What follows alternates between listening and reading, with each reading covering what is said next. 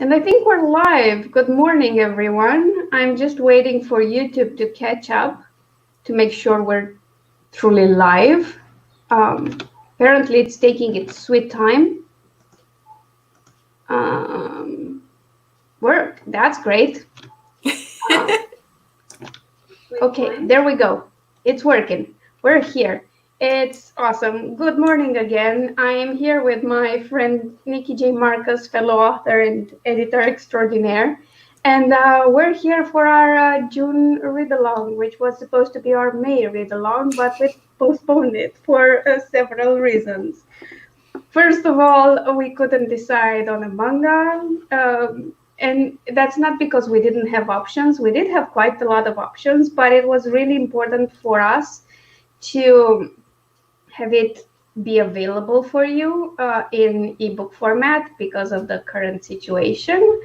So we struggled a bit with that. And then she had stuff to do. I had severe allergies and I couldn't be on camera anyway. It was great. It was a great month. I loved it. I can't wait for it to be over. Also, my camera is really dark this morning. I don't know why. I'll try to adjust the settings a bit. But oh my God, I can't speak today. It's great. It's going awesome. While I do that, Nicki, would you please introduce yourself for those of us who don't know you? Well, those of the audience who don't know you by now. Hi everyone, I'm Nicki, and as Alina has said, I'm an author and editor, and you find me here on YouTube posting videos about writing, editing, reading, and just all the other things that I love. So it's great to be back for another read-along after a bit of a break, as Alina said, because we've just had a bit of a manic few weeks. But I'm looking forward to having a chat about the manga today. Oh yeah, that's going to be fun. Oh, also, Nicki's links are all in the description down below, so make sure you go subscribe to her channel. And any other announcements before we start? Let me think. No, it's fine. I'm so on top of things this morning. It's lovely. So without any further ado, first, I forgot to start my timer. I have to time every bit of active work time because reasons. Never mind. It's fine. It's fine. Let's move on. So the manga we're discussing today. What is wrong with my camera? Please help me. It keeps going dark for reasons I don't understand. Now it's like, yeah, but the thing is that I either increase it a lot and then it's blurry, or it's dark as heck for no discernible reason whatsoever. Because it was fine until seconds earlier.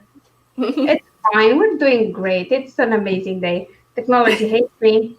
It's the usual. So the manga we're discussing today, because I was trying to say that, is Demon Slayer by Koyoharu Gotouge. And wait, we have comments. Hi, Dal. Welcome. And you definitely shouldn't be awake still. So yeah, the manga we're discussing was serialized in a shonen manga magazine. So that means it addresses an audience that's mainly composed of teenage boys, which makes sense that we're reading it. It's a fantasy manga with some horror elements, I'd say, but that's kind of par for the course for most of the fantasy in manga, so that's great. And it's also been released in volumes dedicated to this manga. So what happens with the manga, for those of you who don't know, it gets serialized, and if it's really popular, it gets a book. So the book we've read is the first volume of this manga. It has, I think, 7. Yeah, first 7 chapters. So yeah, that's about it. If you don't like cliffhangers, well, tough luck. This is how all these chapters end, on a cliffhanger, because, you know, it's a serialized manga. People have to want to read more. So yes. And it's also it's got an anime adaptation, which I think ran fairly recently. Yes, 2019, Yeah. and then I think 26 episodes, and there's going to be a movie based Uh, on yes, a batch of like a particular story arc yeah, within the series. I think the movie was released at least in Japan immediately after the manga stopped running. Okay. But I might be wrong. I did not watch this anime. I just read the manga. Um, I don't know why I'm behind with anime. So that's basically the reason. I'm watching an anime from. And I actually I haven't seen the anime either, but when I saw this, I got this book a few months ago on NetGalley. They offered volume 1 on there, and I'd seen it advertised on Crunchyroll while I was watching other anime. So I was like, oh, well, perhaps I'll try volume 1 of the manga and see how I feel about it. So, yeah. There are 2 types of anime adaptation that I can think of. The one type is where they just go panel by panel and you just get an animation of the exact panels in the manga, which is great if you haven't read the manga. There are adaptations where they just, improve on it, change things a bit, make it more interesting. I'm not sure how this one is, but lately, like all the manga I've seen, it's like a panel by panel adaptation of all the anime I've seen. It's a panel by panel adaptation of the manga, which is great if they haven't done the entire series in anime form, because then you can just go read the manga and it's seamless. It's a seamless transition if you happen to find out about the anime before the manga. And let's face it, that happens a lot, especially outside Japan. Yeah. And welcome to the world of waiting for a new season of your favorite anime when you already know what's happening in the manga. I think I figured out my lighting problem. The lighting outside changes because clouds and sun. So I apologize for that. So should we go with a bit of a basic? So there's a difference between manga and traditional comics, basically because of the style of drawing, but also because of the kinds of story they tell and the reading order. Because you start in the back of the book and you go like pretty much the other way. So you don't read left to right, you read right to left, and you just scroll the other way when on your Kindle, which is lovely. It's something you need to get used to a bit in the beginning, but then it's seamless. And if you switch to a regular comic or graphic novel, you're like, this is all wrong. Because you're always reading in the other direction. So yeah, did you ever have a problem like that after reading a lot of manga, switching to a traditional sort of comic and reading the panels in the wrong order? Not so much, but then I don't read a lot of Western comics. Yeah. So I've read a few graphic novels. It's not particularly bothered me, like swapping and changing, but I'm not reading a huge amount of Western comic material, so I don't tend to notice. I'm just used to picking up a manga and starting at the back. Yeah, no, I tried that. Like, I switched after months and months of reading exclusively mangas to just trying to read a normal comic, and the first 20 pages were like a total frustrating disaster because I was reading in the wrong order all the time. But it changed afterwards. It's fine. I managed. But yeah. So let's start talking about the Demon Slayer manga in particular. What are your initial thoughts about it? I think for me, there's a twofold thing when I'm reviewing a manga or a graphic novel, for that matter. Because when you're reviewing a novel, you're thinking about whether you liked the story, the characters, the pacing. But when you throw in the design as well, the illustration, then that's a whole nother level. And I think from memory, I gave this 3.5 stars when I reviewed it earlier this year. And I think if I'd only been reviewing on how I felt about the plot and the characters, it might have pushed a 4. But I didn't particularly I didn't detest it, but I didn't love the art style. Yeah. So that's major factor for me. I think how I that view it. bears discussing, because even if there's a general manga style, let's say, at least that's how we perceive it, manga styles are very, very different. Like every mangaka has a different style, and they're similar to others, but not exactly the same. And if you like a particular style, you'll like a number of mangakas' work. And for me, it's extremely important. If I don't like the style, I don't like the manga. I just don't read it. This one didn't particularly bother me. It felt pretty standard for a shonen manga. It's not my favorite either, so I gave it 4 stars because of that, but I didn't dislike it. So it was like average for me. So that explains why I think it's a 4-star manga and not a 3.5. I think I enjoyed the style a bit more. Yeah. So yeah, it's an interesting story. I hated where the first volume ended because I don't have time right now to keep reading. It is a cliffhanger, yes. But that's like, you have to expect that when reading a manga. Yeah. So like really, if you haven't read mangas before and you go into it, there will be a minor cliffhanger at the end of every chapter, because like I said, these are serialized works and they do have to leave you hanging. They do have to have feedback from you that you want more, because otherwise at some point the editors of the magazine will just end the series and you'll never get a book, and so on and so forth. So based on how many people read a particular manga in the magazine, they determine how and when they do manga books, like individual releases. So it's important. Please don't scream at mangakas because they love cliffhangers. It's par for the course. It's fine. It's fine. And there are no warnings. Like if you expect a cliffhanger warning, you won't get one. It's just expected. So that's my public.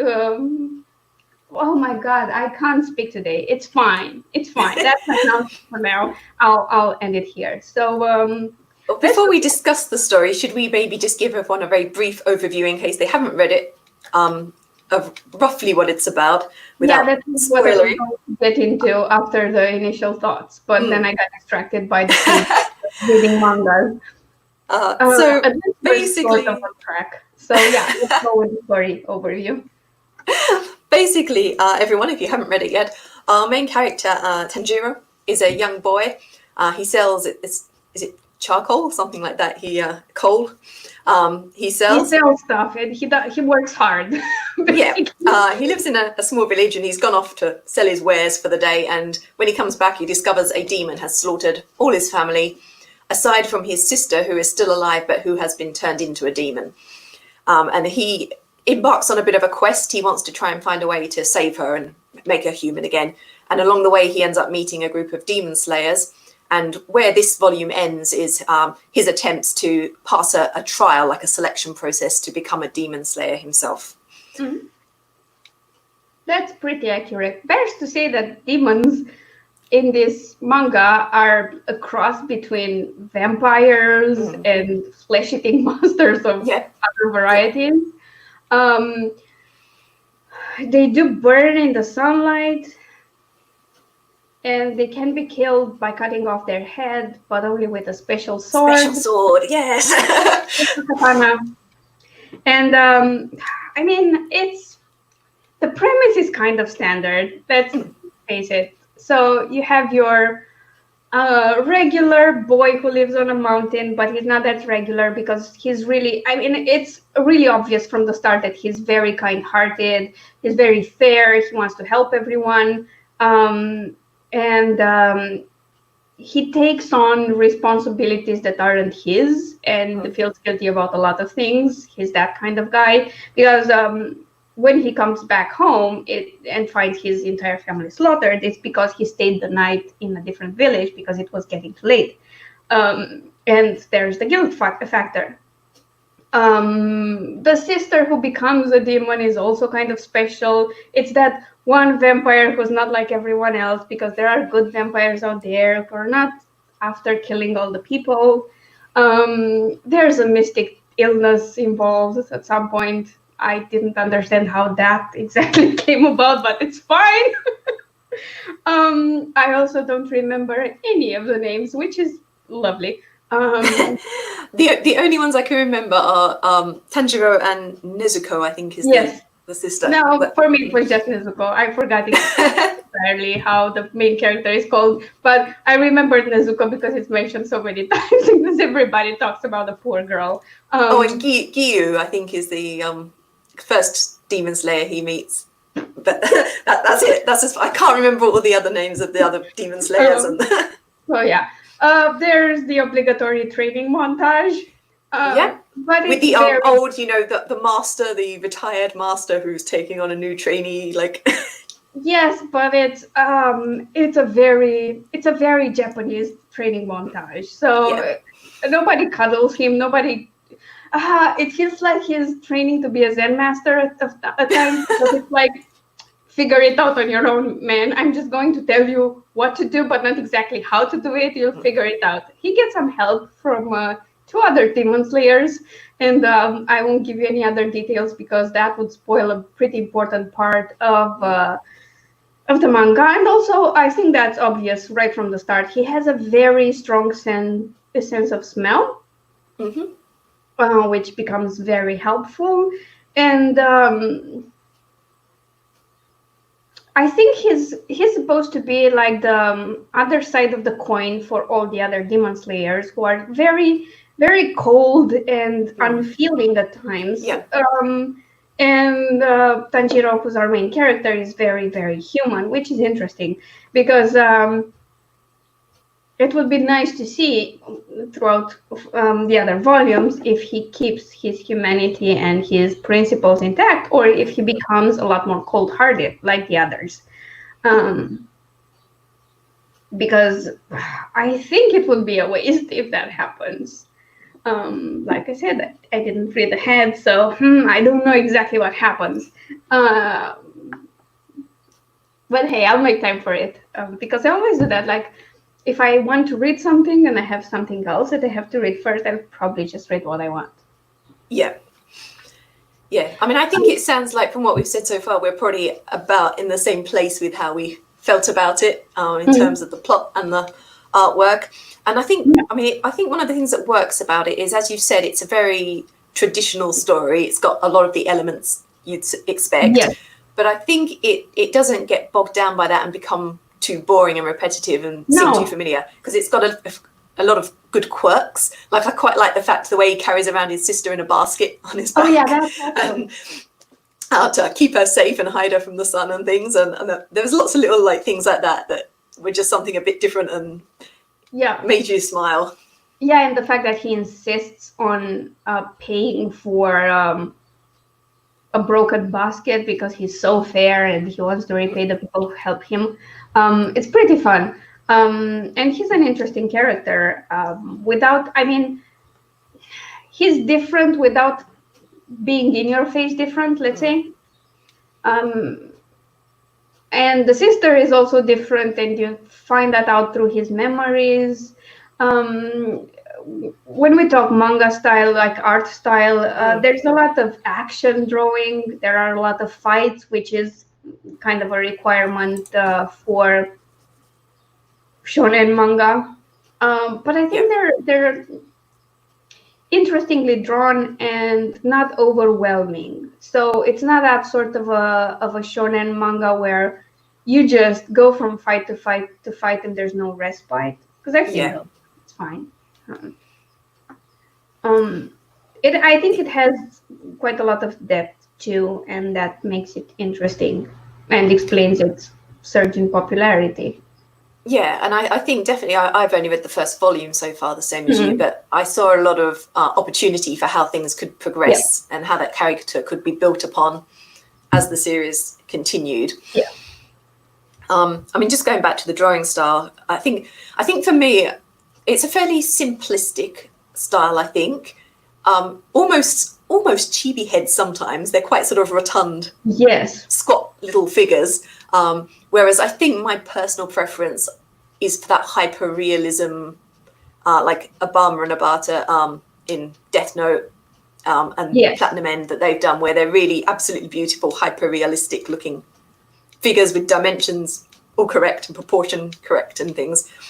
So yeah, I didn't hate it, but it's not my preference, that more cartoony looking style. Yeah. Though that's somehow sometimes typical for shonen, mostly. You just need to watch a lot more manga or anime to realize it's kind of different. So if you watch a romantic comedy or a slice of life story or even isekai, they can be good and not always have fights to worry about. In terms of this particular genre, so the fantasy, I have to say I'm also biased because I don't think anything will ever be at the level of Berserk for me.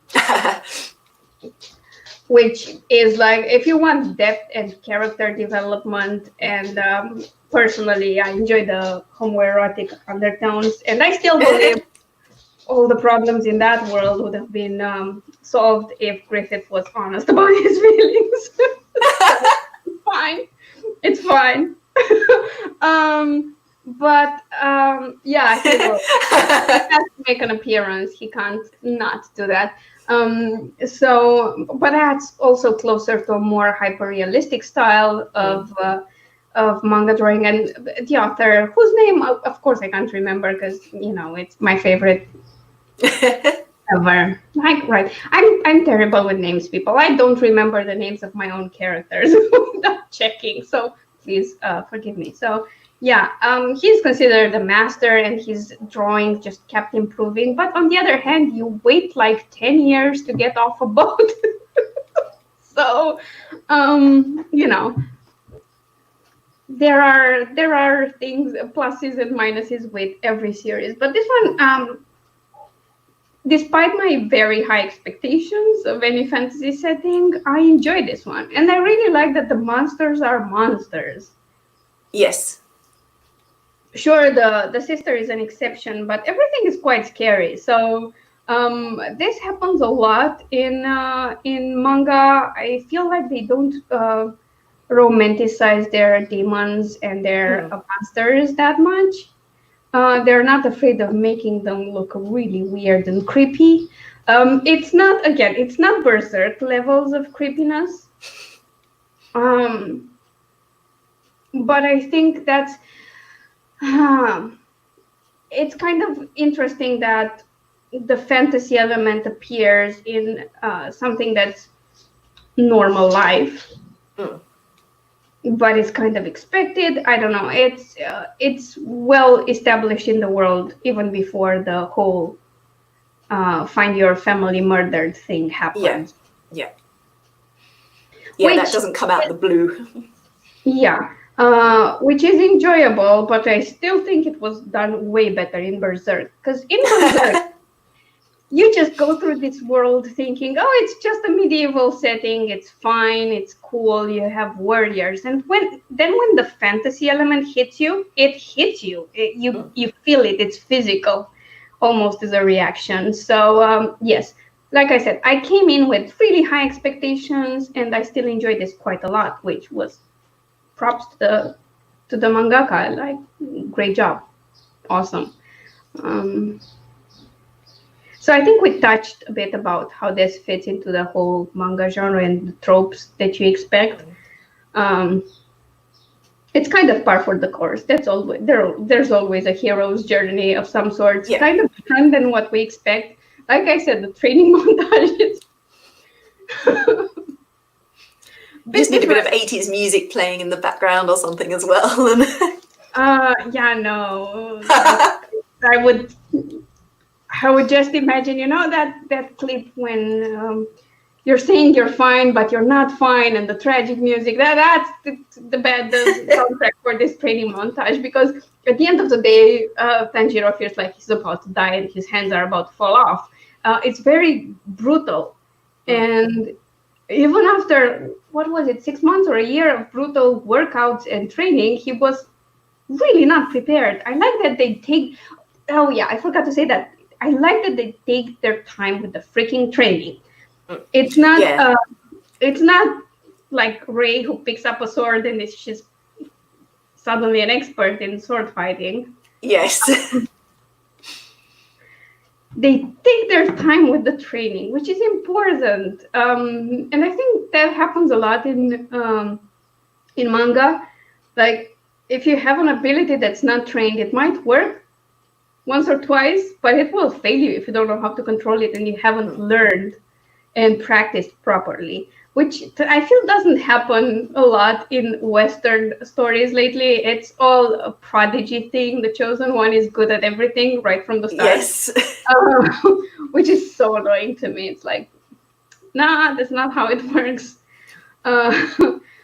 And now that I think about it, I think the only recent story that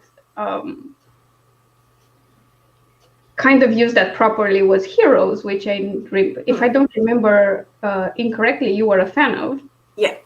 Yeah, I started watching that, so I blame you. But in that story, it was a similar kind of situation. People don't just know how to use their powers. They have to learn. Yeah. And it's the same here for Tanjiro, because he has an incredible sense of smell, but to use that to become a demon slayer, that's a completely different skill, and he has to train it. Even that. And, build strength, because I think most stories don't remember this, but sword fighting is really, really difficult. It's really difficult. It takes a lot of training. And I think the only reason people are starting to realize that now is because The Witcher was a thing that happened.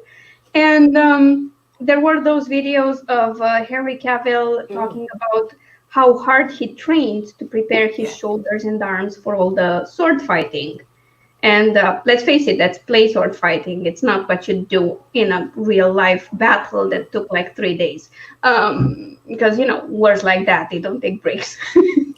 Nobody cares, you're tired. I agree. It's often portrayed like kids play, and you just pick it up like that, and you're an incredible... Sorry. You're an incredible swordsman out of the blue, and that's awesome. I hope the sarcasm came through. So what do you think about this and how it fits in the manga universe in general? Yeah, I mean, I think particularly as a fantasy manga, I think we've touched on it. It does hit a lot of the tropes, and it meets your expectations of what you think a shonen fantasy manga will be, but does it in a way that's still interesting and fresh and gives you something new. As we've said, I mean, a lot of appreciation of manga also comes down to the art style. Yeah. And again, this was a middle of the road one for me. I didn't hate it, but it's not my absolute favorite. But I think it's a good representation of the shonen manga. I mean, you get some, like, I mean, Death Note was shonen, but that's hyperrealism drawing. So it does vary within shonen as well. But I think for that slightly younger age group aimed shonen, if you like, I think, Death Note's pretty aimed at the sort of higher end of the teenage. Yeah, and I think the only one that kind of verges toward hyperrealism and had a really strong influence was JoJo's Bizarre Adventure. And I think it influenced a lot of styles of shonen anime and manga, including the Dr. Stone one. Yeah. The most recent one. I'm looking at that and I'm thinking, is every character in this one a JoJo reference? So they're all like super muscly and larger than life characters, and even the bad guy in the beginning, he's like absolutely done in JoJo style. Like, to be fair, JoJo is so important.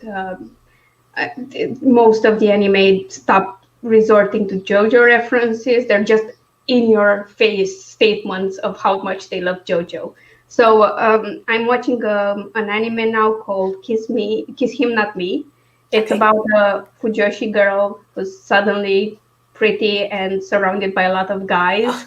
Instead of falling in love, she goes completely berserk whenever something cute happens between the guys. It sounds fun. And even that has JoJo references. Like, not quite references. It's like, this is like JoJo. I love JoJo. It's fine. So yeah, I think you can go that way, or you can go more kid-like if you're aiming at a younger group. But I don't know. I feel like this has enough serious themes that it's kind of not dedicated to younger readers.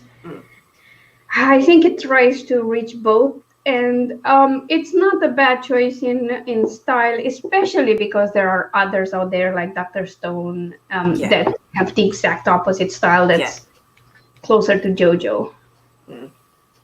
Also, the Legend of the Galactic Heroes new series has been released recently, and that's kind of hyper realistic as well, because those characters are closer to what you'd expect to see them in a Western comic, I guess. Right.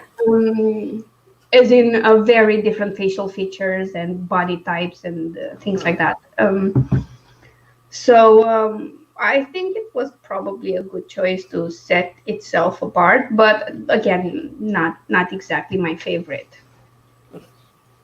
But then again, I'm not the target audience, and I still enjoyed it quite a lot. So clearly, no, I mean, interestingly, most of the manga that I do read is shonen, with the exception of Vampire Knight. Pretty much, it's either it's shonen or boys' love, one of the two. But I do tend to gravitate more to the shonen stories, I think, because, I mean, not exclusively, but I'd say I tend to find them a little bit more serious than the shoujo. It tends to be a bit more romance and cutesy fun based. You get a bit of fantasy and things, but just based on what I've read so far anyway, I find the shonen a bit more interesting in terms of character development and storyline, particularly in that fantasy paranormal kind of range. Yeah, and now that I think about it, even when it comes to boys' love or straight up yaoi, the stories I enjoy more are closer in tone and theme to shonen than shoujo. But yeah, I guess it's a matter of preference, and I'm very much a mood reader. So if I need something light, cutesy, and fun, I'll go for a slice of life type of series, but it's usually a romantic comedy, not just romance. But lately I just read or watch anime that says, "Here, you hate yourself. Watch this." Thanks for being with us, doll, and don't worry, just go to bed. It's fine. Most of the important bits already, so just have your rest. It's super late for you, so no worries. So yeah, because one of my favorites of late is Scum's Wish. Okay, Like, I don't know that everybody hates themselves in that, and it's a really complicated and weird setting. And now there's one. I'm trying to remember the title. There's something with yesterday in it. It's a sort of a romance, but what it does interestingly enough, is that it takes it out of the high school setting and into the post-high school period where people try to adjust to a new life, and I think that gives it a bit more gravitas. And I think it's Sing Me About This. Oh my god, I'll just find it and link it below. But even there are unrequited feelings and a lot of melancholy, I guess, in it. So it's like, yeah, clearly I hate myself. I just want to be sad all the time.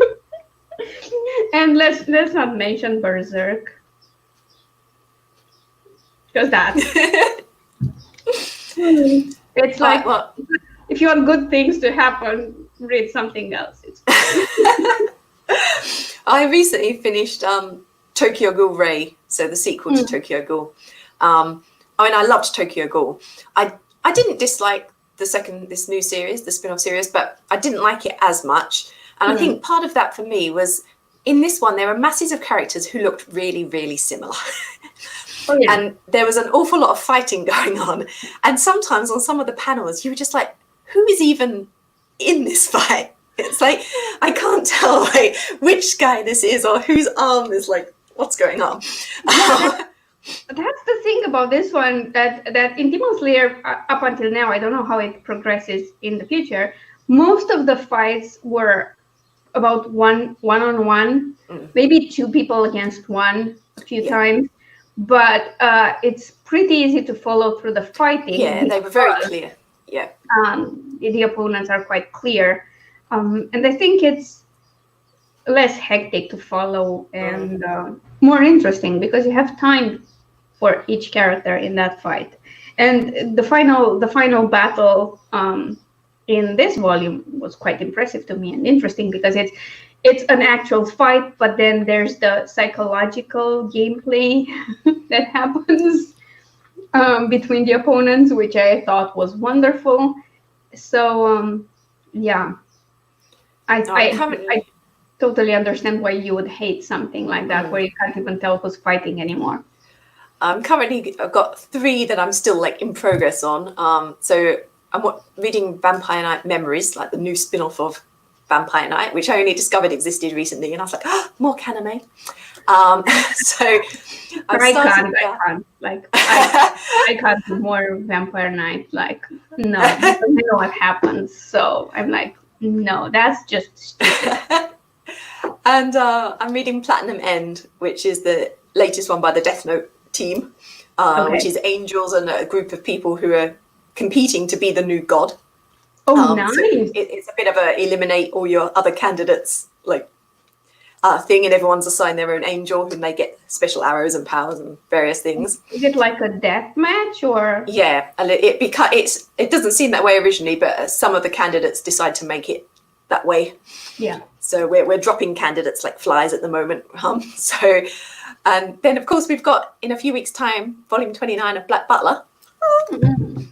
Super excited. Yeah, that's actually quite good manga. I would like to point this out that because I'm not sure how this will progress, but manga in general does dark really well. Yes. And it's the kind of dark I enjoy. It's not dark just because people are, abusing women and beating each other up. It's good dark most of the times. There's abuse too, and they're not nice about it in the manga. But because you mentioned this new manga you're reading, there are a lot of stories out there where it's a freaking death match. So you lose a battle, you die. That's it. No coming back. It's horrible, and all the characters are twisted. And apparently that's aimed at children. Still not as traumatizing as the children's stories I grew up with here in beautiful Romania, but close enough.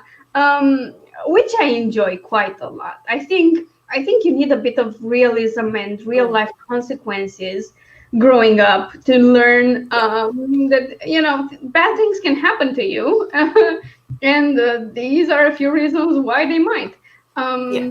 Because I'm tired of stories where everything is a happy ending, and no matter what, in the end, it's all going to turn out fine. It doesn't always go like that.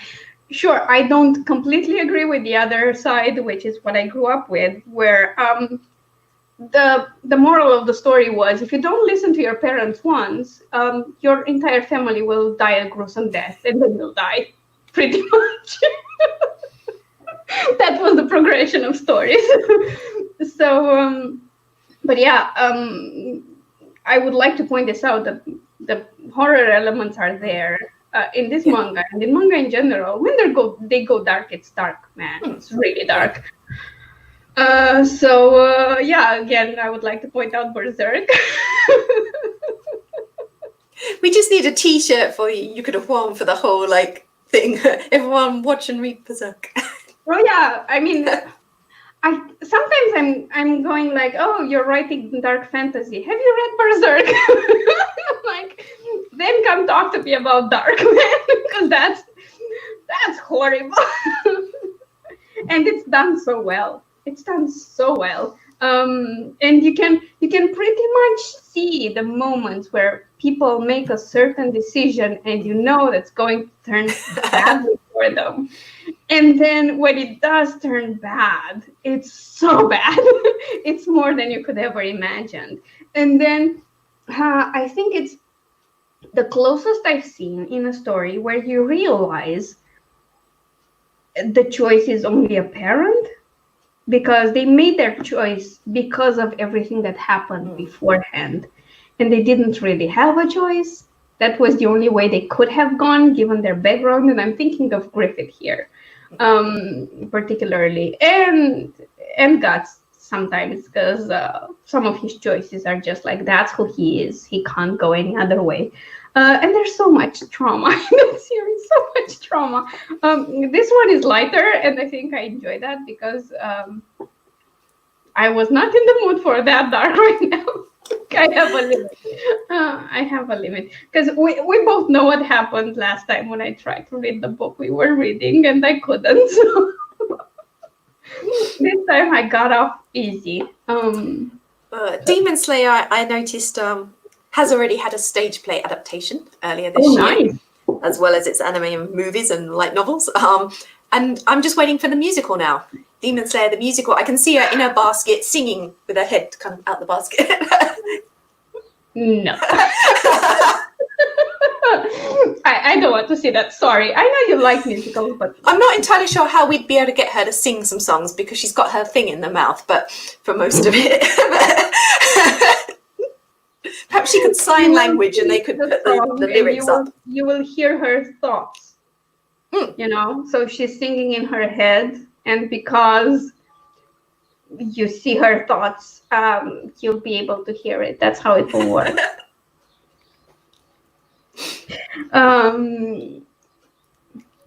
What do you think a fiction author could learn? Like, what tidbits they could take from this manga in particular and others and improve their own craft in writing fantasy, let's say, or dark fantasy? I think one of the things that manga does really well, which you touched on earlier when we were talking about cliffhangers, are the beats. It tends to, I mean, some of them fall down, but most of them, they tend to move at good pace, and they know how to make a good hook to keep you reading. And I think definitely that's something that just normal fiction authors, non-illustrating authors can learn from as well, in terms of keeping the story moving and knowing how to keep the readers interested and keep them turning the page. Yeah, I think that's the biggest takeaway. I know I've read craft books where they were talking about maybe not doing it every chapter, but maybe every other chapter, and on a tiny cliffhanger so that people keep reading, and having compressed chapters, so not waffling about for like 5,000 words in one chapter, because that would mean what?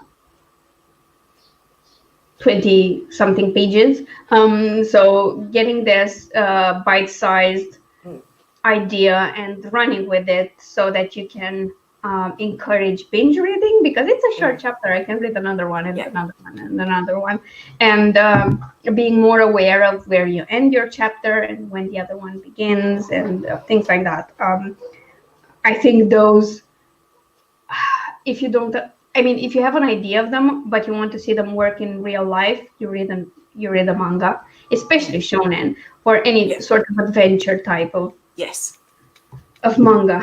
And then I think it makes you understand a little better how it's supposed to be done, and it helps. It definitely helps. And the world building, I think, is really interesting. Of course, a lot of it is visual, but I feel like less of it now. But a lot of Japanese stories, from movies to anime to manga, especially the older ones, they didn't coddle you at all. They just threw you in a world and if things made sense to the characters, they wouldn't explain them to you, and you'd catch on at some point. Yeah. Akira is one that I can think of. The animation, the movie. It took a while to figure out what was going on, but it was engaging. Yeah. Nevertheless, and I think that's something people need to get used to, because that would take care of the major problem of info dumps. Yeah. Or explaining too much in weird dialogues. So I guess that's another thing you can pick up, and just the level of imagination in some of these stories. Because I see stuff from anime and manga in very recent books, and people can tell me whatever they want. The Red Rising series, it's heavily inspired by manga and anime. If not, then it's the biggest coincidence ever. Like the emaciated body after years of torture. If that's not Griffith in prison, I don't know what is. The whole gold. Well, there's a story called Aino Kusabi where Blondie are the leading people in society, and the dark-haired mongrels are like the bottom feeders. And yeah, I'm sure that's all somehow embedded in the universal culture aspect of everything. And I don't think we'll see clear statements, this is where I got my inspiration, but you can figure them out. Like, you can slowly figure them out. By the way, apparently there is quite a I don't remember which is inspired by which, but there's a parallel between the whole Berserk series and Legends of the Galactic Heroes, which is why I stopped midway. I stopped midway because I do not want to see how Legend of the Galactic Heroes progresses. I can tell. I can figure it out. It's fine. I don't need to know it. I can end it here, where my favorite character is still alive.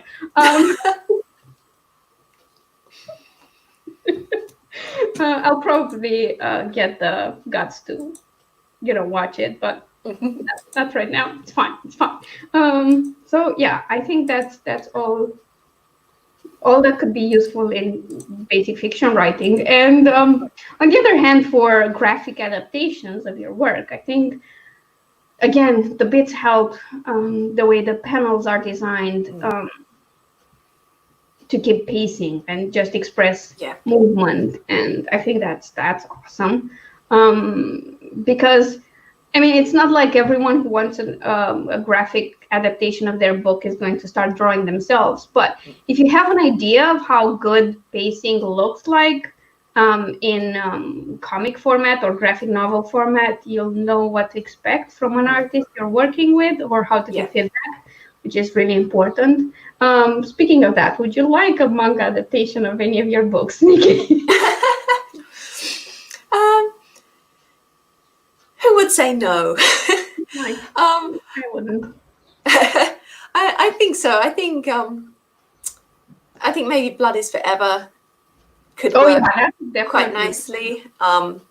Maybe Ragnarok. I think probably the more the ones with a bit of fantasy and adventure, as opposed to the sort of contemporary romance shorts and things like that, would work better. I mean, yes, I think so. I'm thinking of mine, and it's basically the vampires and werewolves, but also I think maybe some of the contemporaries, not all of them. I'm thinking like Warriors of This, which is a medieval alternate universe thing, would also work, but there's no fantasy in that. It still would work nicely because there's a lot of action adventure in it. But yeah, at some point, maybe that will happen. If I wait like for 10 years for my skills to improve, I'll probably draw it myself. But I need like another 10 years. It's fine. So yeah, closing thoughts on our book of the month? Just to say that maybe if you're someone who hasn't read a lot of manga and you're looking for a shonen style fantasy, this is probably a decent one to start with, because it does tick all the boxes and it does it all pretty well, I think. So if there's so much out there, if you're sort of at a loss of where to kick off, this might be a good one to check out. Yeah, totally agree.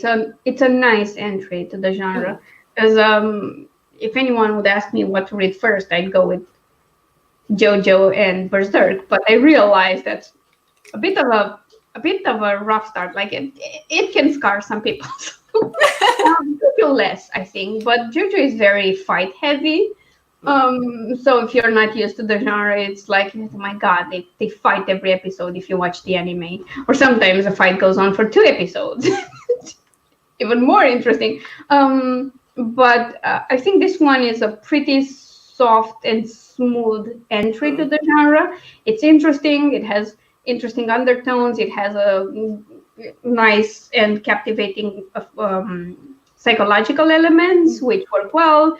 And it's a nice entry point into how horror-y it can get when there are monsters involved, without, scarring you for life. Yeah. Because I've seen way worse. We can talk about visual novels some other time, and how scarred for life I am because Japanese visual novels. So yeah, that would be lovely if you'd like to start here. If not, there are plenty of choices in any direction. If you want like more of a slice of life contemporary read, or a comedic one, or romance, or different styles of fantasy and more shoujo reads. If you want recommendations, you can always ask in the comments, because we'd be happy to share all our anime and manga loves, I think. And between the two of us, there is a lot. There's a lot to share. Yeah, and although we have a bit of crossover, we've also got a few different ones that we both got into as well. A lot more trashy and dark stuff than you have. Like, I'm not sure you've seen a Manga Sensei, for example, which is trashy. It's trashy. It's fine. Same as Oreimo, but I love them to bits. Oh, right.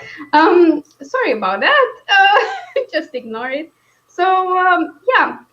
That would be our read along for today. I hope you enjoyed it, and we'll be back next month at some point on Nicki's channel. When we have a date for you, we'll announce it. It will probably be mid-July, I think, after we sort things between ourselves, because someone, I'm not saying who.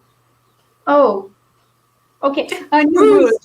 I discover new bruises all the time. I don't know how I get them. I swear to God, nobody's beating me up. Yeah, someone, I won't say who, is probably moving at the end of this month. So we'll see how everything works out with next month's live stream. It will be a classic genre talk this time on Nicki's channel, like I said. So make sure you subscribe to her channel. It's in the description always. So, Nicki, any new stuff to share with us? I don't think so. I've not been up to much, and I'm probably not going to be. Sure, you had the releases then. Well, we did Pirates of Romance. I can't remember if that was before the last stream or not. I'm not sure we announced it on that stream. I can't even recall. But yes, Pirates of Romance is out, which is a gay romance contemporary short story about a guy who's new to town and joins the local amateur operatic group who are doing Pirates of Penzance, where there's a romance that begins with the group's leading playboy. So if you like Amdram and Gilbert and Sullivan, do check that out. Otherwise, I've not been doing much new, but I'm about to cover maternity leave at my office job as well, so I don't expect to get a huge amount of writing done the rest of this year now, but we'll see what happens and we'll see how things go. What about you? I know you've had a couple of things coming out. I'm trying to remember what came out when. So I had a couple of releases, well, more than a couple. I started releasing my final story arc in the Just Don't contemporary gay romance series. So Just Don't books 8 and 9 are now out. Don't Patronize Me and Don't Break My Heart. And the third book in this arc and the final and 10th one in the entire series will be out in like 3 days. Oh, I should get a move on that. I have to design the cover today, by the way. And the blurb. It's great. I'll have a lovely Sunday. Other than that, I did release my fifth Owl Investigations Mystery. See Me, Feel Me, Touch Me, Kill Me. It's been a smashing release. I had the book bob just before this for the box set for books 1 to 3, and then book 5 was like my best pre-order ever. Excellent. And I'm still completely terrified by that because it's the pressure of a lot of new readers. And book 6 is out on pre-order because that's how we roll. It's going to be a holiday sort of mystery. Because I do want to scar my characters forever and make them never want to have a vacation again. And there will probably be a release at the end of this month, which I had promised like 2 years ago. But it's fine. It's probably going to happen. And I'm also working on a project that it will probably be out before our next live stream, which is a co-writing project with Lindsay Fitzpatrick, who writes under A.L. Bates. And it's going well. It's probably going to be ready in a couple of weeks. It's heavily inspired by what's going on right now, and it's called 6 Feet Apart. So that's everything I've been up to, which sounds like a lot busier than I was able to pull in the last couple of months, but that's because all the Just Don't books were already written like a long time ago, and they were just waiting there for me to finally edit them. So that's how I managed it. The only book I wrote was the mystery I released. So yeah, that's what I've been doing. So yeah, I think that covers it. If I forgot anything, well, we'll talk about it in the next live stream.